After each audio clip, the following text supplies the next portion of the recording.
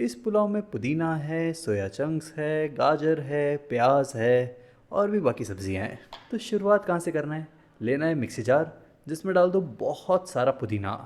पुदीना ना मैंने डंठल के साथ ही डाल दिया है। फिर डाल दो 10 से 12 कली लहसुन की, एक छोटा टुकड़ा अदरक का, थोड़े से हरी मिर्च या फिर अपने टेस्ट के हिसाब से, और आधा कप पानी। मिक्सी जार में इतनी चीज़ें डालने के बाद अब इसे ना चटनी की तरह पीस लो। एकदम बारीक पीसने के बाद अब इसे निकाल लो। और फिर इसे निकालने के बाद ले लो गाजर। गाजर को ना सबसे पहले तो छील लो। फिर गाजर को छीलने के बाद इस तरह से काट लो, क्यूब क्यूब में काटना है। फिर ले लो आलू। आलू को भी ना गाजर की तरह ही काटना है। देखो एकदम क्यूब में नहीं कटेगा ना तो भी चल जाएगा, बस हाँ ट्राई करना। फिर आलू को भी काटने के बाद ले लो प्याज। प्याज को तो स्लाइस में काटना है, तो इसे तो वैसे ही नॉर्मली काटना है। अब बताता हूँ आगे क्या करना है। तो देखो मैंने अब ले लिया है राइस, और वही बासमती राइस। तो पहले तो राइस को एक बड़े से बर्तन में निकाल लो, उसमें डाल दो पानी, और फिर राइस को ना 2 से 3 बार इस तरह से अच्छे से साफ़ कर लो।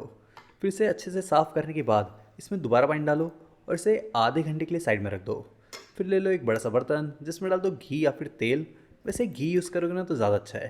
फिर उसमें डाल दो खड़े मसाले, जैसे कि दालचीनी, तेज़पत्ता, और थोड़े से अब काली मिर्च भी डाल दे रहा हूँ, लगभग आधा छोटा चम्मच। और खड़े मसालों के साथ ही डाल दे रहा हूँ 1 चम्मच जीरा। और पहले तो इतनी चीज़ों को पका लो, और फिर जब इतनी चीज़ें पक जाए तब इसमें डाल दो काजू।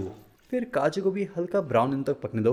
और जब काजू भी अच्छी तरह से पक जाए तब इसमें ना डाल दो प्याज। जो स्लाइस में काट लेते ना प्याज, वही प्याज। वैसे प्याज को भी सॉफ्ट तक ही पकाना है।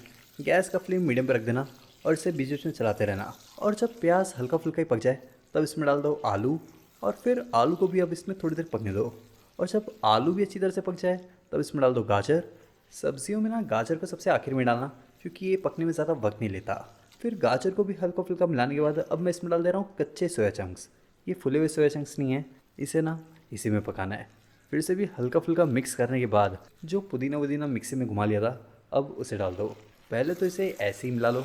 फिर इसे ऐसे ही मिलाने के बाद अब इसमें नमक भी डाल दो। नमक तो वही अपने टेस्ट के हिसाब से। फिर 1 चम्मच भर के धनिया पाउडर भी डाल दे रहा हूँ। और अगर आपके पास पुलाव मसाला है तो आप वो भी डाल सकते हो। बहुत लोग तो बिरयानी मसाला भी डालते हैं पुलाव में, और पुलाव मसाला और बिरयानी मसाला ऑलमोस्ट सेम भी लगता है। फिर मैं इसमें डाल दे रहा हूँ 1 से 1.5 कप पानी, और पानी को भी ना अच्छी तरह से मिला लो। फिर पानी जब उबलने लग जाए तब इसमें जो राइस को भिगा के रखा था अब वो डालो। तो जो भिगाए हुए राइस रहते हैं वो काफ़ी ना नरम पड़ जाते हैं, तो इसलिए ना इसे बड़े हल्के हल्के हाथों से मिक्स करना। फिर इसे अच्छी तरह से मिक्स करने के बाद अब इसे ढक दो और इसे ना आराम से पकने दो। और जब तक वो पक रहा है तब तक रायता की तैयारी करते हैं। तो रायता के लिए मैंने ले लिया है प्याज। प्याज को ना एकदम बारीक बारीक काट लो।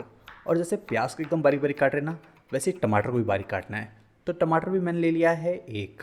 फिर टमाटर को भी एकदम बारीक बारीक काटने के बाद ज़्यादा नहीं, थोड़े से पुदीना भी ले लेना और इसे भी एकदम बारीक बारीक काट लेना। फिर सभी चीज़ों को एकदम बारीक काटने के बाद ले लो 1 कप भर के दही, बारीक कटा हुआ प्याज, टमाटर, पुदीना, और थोड़ा सा ना इसमें नमक भी डाल दो, साथ ही साथ जीरा पाउडर। और फिर इन सबको अब आपस में अच्छे से मिला लो। फिर इन सबको अच्छे से मिलाने के बाद इसे रख दो फ्रिज में। और अब राइस चेक कर लेंगे। तो देखो जब राइस अच्छी तरह से पक जाएंगे ना, इसका मतलब आपकी सारी सब्जियां भी अच्छी तरह से पक चुकी है। तो अब इसे निकाल कर ठंडे ठंडे रायता के साथ गरम गरम सर्व कर लो। और हाँ, वीडियो को लाइक भी कर देना।